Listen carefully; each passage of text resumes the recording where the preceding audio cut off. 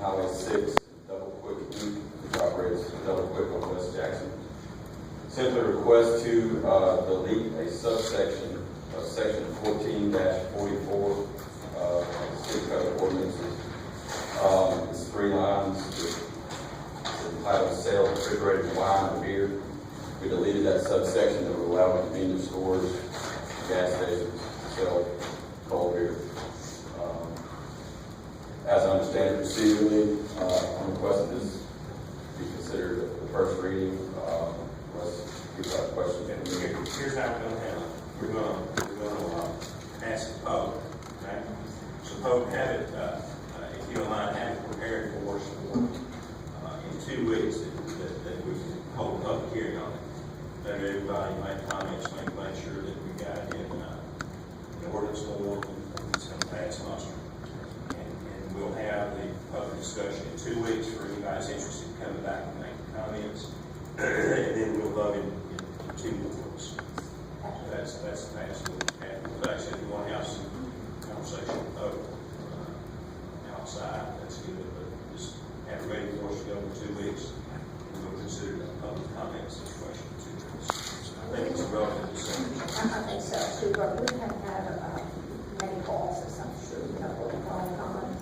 And I would like to add, as part of this discussion, the possibility of the sale of beer in grocery and convenience stores on Sundays. I think that some of the issues that we're hearing may be mitigated by adding that, possibly. I'd like to add that as part of the discussion, and then when we get ready to vote, we can vote for Sunday, not Sunday, we can vote for cold or not cold, we can vote for either one. Okay, let's go. I'm sorry. Is that okay? Yeah, sure. That's going to complicate your job a little bit more. So that sounds like we're going to need a couple of different options there. Okay. Well, yeah, it's all part of the, and one of the reasons I want to deal with this now is because it's all part of the same ordinance. We don't have to go to the state tax commission about any of this beer and light wine stuff. So I thought we should just go ahead and get that discussion going and over with as part of this cold beer discussion. Okay, My clients have no problem with this, long as the code's okay with procedure. And procedurally, Pope, I wanted to ask in light of this, is it your understanding, based on what we've discussed so far, from a legal standpoint, that we can make those changes in the local option without having to go back before the state tax commission? I think so. I got to look if there's any interplay between the alcohol as opposed to beer provisions that affect the city and our changing and making it inconsistent with the alcohol laws on Sunday, beer laws on Sunday. I don't think there is. I think we could do that. I think we could separate those, but I'm not sure about that. Check on that, because we're talking here about off-premise consumption only. And of course, it would help the business owners try to recoup some of the cost, if there is any, for selling a refrigerated product by having that additional income on Sundays, and the consumers as well. And I don't think the retailers are permitted at all by the state. I think they're permitted only through your privilege license. Okay, so now tell me, if you understand what options you're going to bring to this. Just two. One will be to line out section 2 of 1444, which is the one that prohibits sale of cold beer. And another would be to allow sales of cold beer or beer on Sundays for off-premises retailer sales on. Okay, are you proposing time restrictions?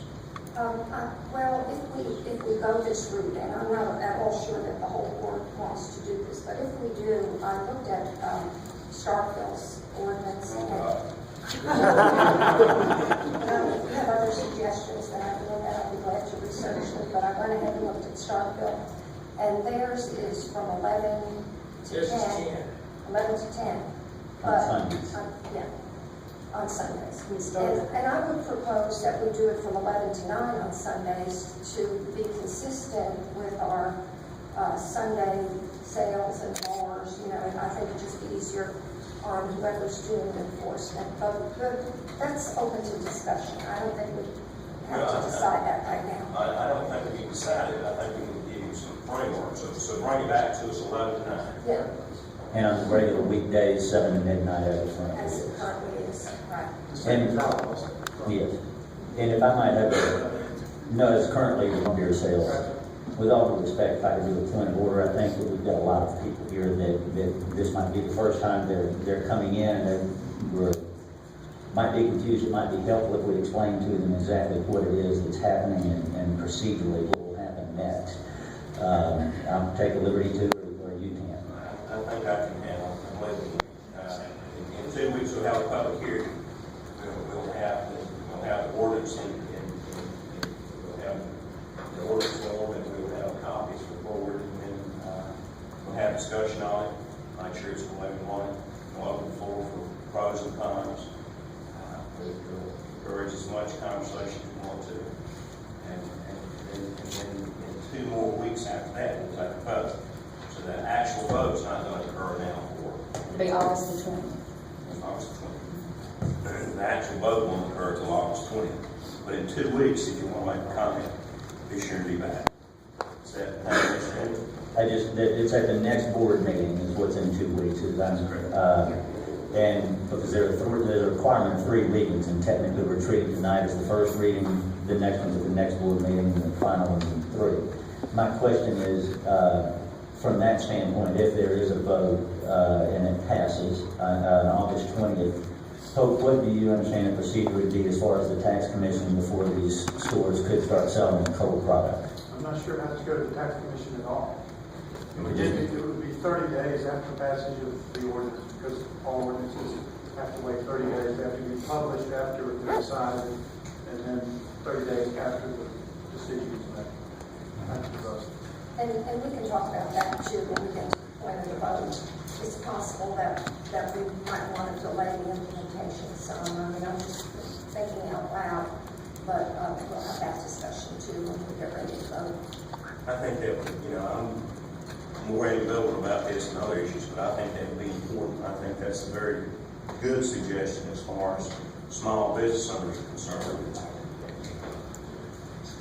Okay, are we on? So we can set that date at even if we voted on August the 20th, we can set the date when they start again. At least anytime after 30 days, it would be at least 30 days, is correct? Correct, but your question is if we set the date at our public hearing meeting, that we can then pass it the next one without having another public hearing? I think so, yes. As long as the public knows what's under consideration and can comment on it, and you've got that option before you. All right, well, that's something different from what Jackson and Mayor said. I mean, we're going to have to see, if we're going to do a delayed implementation, it needs to be done at the public hearing. Otherwise, it's a change in the Yeah, I think ordinance. that's a good point, John. We need to discuss that. If we're going to give a couple, 3 months for the small ones to get sort of caught up, which I think is a good idea.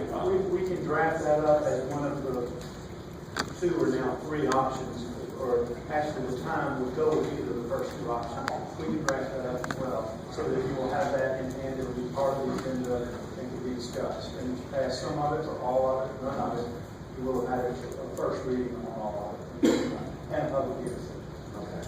All right. Dee, you can be in touch with Hope if you have questions. Okay, I will. I may ask for the delay, if it's in addition to 30, if y'all want to become in effect,